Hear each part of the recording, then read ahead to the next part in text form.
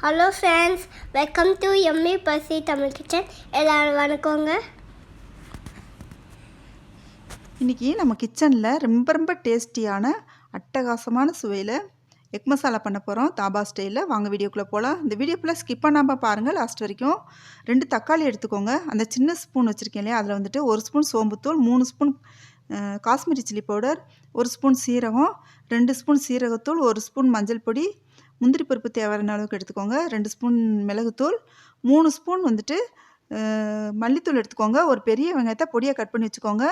3 ஏலக்காய் எடுத்துக்கோங்க, 5 கிராம்பு, ஒரு இலை, 2 பட்டை எடுத்துக்கோங்க. இப்போ இந்த எக் மசாலா செய்கிறதுக்கு முட்டை ஒரு 4 முட்டையை வந்துட்டு வேக வச்சு தோல் உரிச்சு வச்சுருக்கோம்.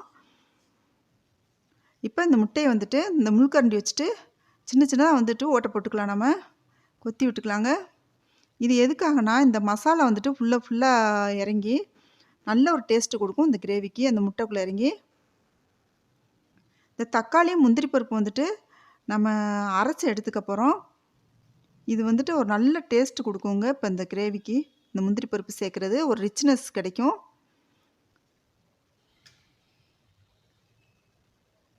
இதே மாதிரி வந்துட்டு 4 முட்டையுமே வந்துட்டு நம்ம கொத்தி எடுத்துக்க போகிறோம். இப்போ முந்திரி பருப்பு வந்துட்டு எவ்வளோ சேர்க்கணும்னு அளவு இல்லைங்க, நம்மளுக்கு தேவையான அளவு சேர்த்துக்கலாம். இப்போ இதை கழுவிட்டு முட்டையை கழுவிட்டு இன்னொரு பாத்திரத்துக்கு மாற்றிக்கலாம்.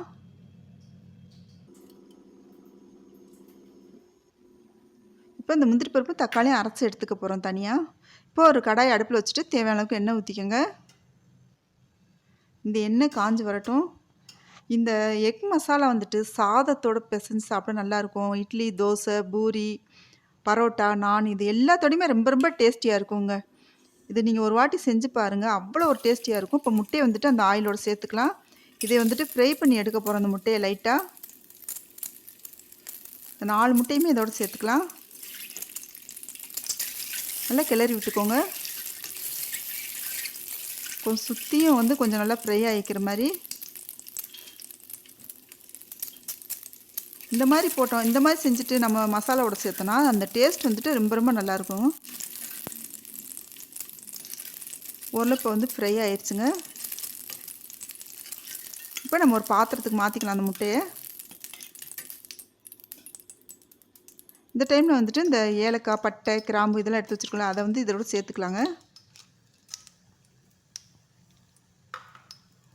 இது நல்லா செவந்து வரட்டும்.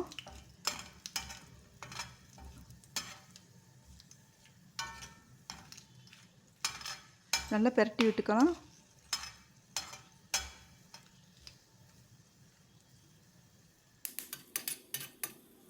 இந்த டைமில் வந்துட்டு சீரகத்தை சேர்த்துக்கோங்க அதோட. இப்போ வெங்காயத்தை சேர்த்துக்கலாம். இந்த வெங்காயம் வந்துட்டு நல்லா வதக்கி விட்டுட்டு நல்லா கோல்டன் ப்ரௌன் கலருக்கு வரணுங்க. மொறுன்னு வர அளவுக்கு வரணும். அப்போ தான் வந்துட்டு ரொம்ப நல்லாயிருக்கும். இப்போ இஞ்சி பூண்டு விழுது 1.5 ஸ்பூன் சேர்க்க போகிறோம். 1 ஸ்பூன் போட்டாச்சு, இன்னொரு 1/2 ஸ்பூன் அதோட சேர்த்துக்கலாம். போட்டுட்டு நல்லா வதக்கி விட்டுக்கோங்க. இந்த வெங்காயம், இந்த பட்டை இதெல்லாம் போட்டுக்கொள்ள, இதெல்லாம் நல்லா கலந்து வர்ற மாதிரி இப்போ வந்துட்டு நல்லா வதக்கி விட்டுக்கோங்க, கிளறி விட்டுக்கோங்க, கலந்து விட்டுக்கலாம். இது வந்து நல்ல ஒரு வாசனையோடு வரட்டும். இப்போ வந்துட்டு சீரகத்தூள் போட்டாச்சு. இப்போ வந்துட்டு மல்லித்தூள் போட்டுக்கலாம். இப்போ மிளகாத்தூள் போட்டுக்கலாம். காஷ்மீரி சில்லி பவுடர் சேர்த்துக்கோங்க இதுக்கு.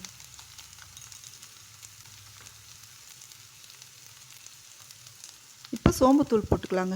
இந்த காஷ்மீரி சில்லி பவுடர் வந்து இப்போ வந்துட்டு சின்ன ஊர்களில் கூட பாக்கெட்டில் கிடைக்கிதுங்க. இது வந்துட்டு என்னென்னா, நம்ம மிளகாத்தூளும் ஜாஸ்தி சேர்த்துக்கலாம், காரம் ஜாஸ்தி இருக்காது. நம்ம செய்யக்கூடிய ரெசிபிக்கு வந்துட்டு நல்ல கலர் கொடுக்கும். இது இன்னும் கொஞ்சம் ஆயில் சேர்த்துக்கலாம் இதுக்கு.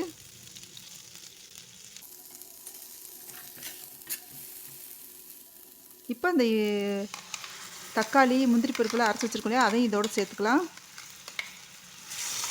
இப்போ இதை சேர்த்து கலந்து விட்டுட்டு இருக்கும்போதே இந்த கிரேவி வந்துட்டு நல்ல ஒரு கம்மன் வாசனை வருங்க. இது வந்துட்டு ரொம்ப சீக்கிரமாகவே செஞ்சலாம். 10 நிமிஷம் போதும் செய்கிறதுக்கு. எல்லாம் ரெடியாக எடுத்து வச்சிட்டோன்னா 10 நிமிஷத்தில் செஞ்சு முடிச்சிடலாம். இப்போ வந்துட்டு மஞ்சள் தூள் சேர்த்துக்கலாம். அந்த டைமில் அதையும் சேர்த்து நல்லா கிளறி விட்டுக்கலாங்க.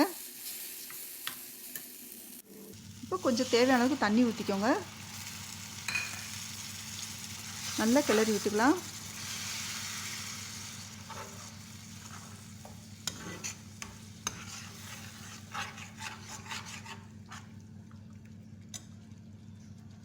இந்த டைமில் வந்துட்டு முட்டையை அதோடு சேர்த்துக்கலாம்.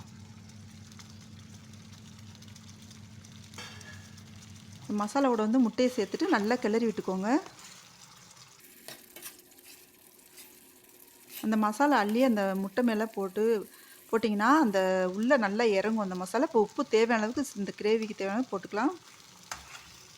நல்லா கிளறி விட்டுக்கோங்க. இப்போ எண்ணெய் பிரிஞ்சு வர அளவுக்கு நல்லா அது மசாலா வந்து நல்லா இதாகி வரணும். நல்லா சுற்றி கிளறி விட்டுக்கோங்க. இப்போ அந்த இலை இருக்கு இல்லையா, அதை தூக்கி கீழே போட்டலாம். அது வந்து எதுக்காக தூக்கி கீழே போட்டோம்னா ஒரு சிலருக்கு தொண்டையில் சிக்கும். இப்போ இந்த டைமில் வந்துட்டு மிளகுத்தூள் சேர்த்தாச்சு. எப்போவுமே இந்த இலையை வந்துட்டு நம்ம வந்து கீழே தூக்கி போட்டுருங்க சமைச்சு முடிச்ச பின்னாடி. நல்லா கிளறி விட்டுக்கலாம். அந்த மிளகுத்தூள் சேர்த்து கலந்து வரமே. இப்போ கசூரி மேத்தி வந்துட்டு கையில் நல்லா கசக்கிட்டு போட்டுக்கலாங்க. கசூரி மேத்தி வேறு ஒன்றும் இல்லைங்க, வெந்தய இலைகளை வந்துட்டு காய வச்சு நிழல் காய்ச்சல காய வச்சு அதை எடுத்து வச்சுக்கிறதாங்க. கழுவிட்டு நம்ம காய வச்சு எடுத்து வச்சுட்டோன்னா அதான் கசூரி மேத்தி. இது வந்து நல்ல ஒரு ரிச் ஃப்ளேவர் கொடுக்குங்க, அவ்வளோ ஒரு டேஸ்ட்டு கொடுக்கும். போட்டாலும் இது வந்து ஆப்ஷனல் தான், இருந்தால் போட்டுங்க. இப்போ மல்லித்தூள் வந்துட்டு மல்லி இலைகளை வந்துட்டு தூவி விட்டுக்கலாம். இப்போ ரெடி ஆயிடுச்சுங்க எக் கிரேவி. இந்த ரெசிபி உங்களுக்கு பிடிச்சிருந்துச்சுன்னா நம்ம சேனலை நீங்கள் இது வரைக்கும் சப்ஸ்கிரைப் பண்ணலைன்னா சப்ஸ்கிரைப் பண்ணிக்கோங்க. பெல் ஐக்கானை கிளிக் பண்ணிக்கோங்க. கமெண்ட் பண்ணுங்கள், ஃப்ரெண்ட்ஸுக்கு ஷேர் பண்ணுங்கள், லைக் பண்ணுங்கள். தேங்க்யூ.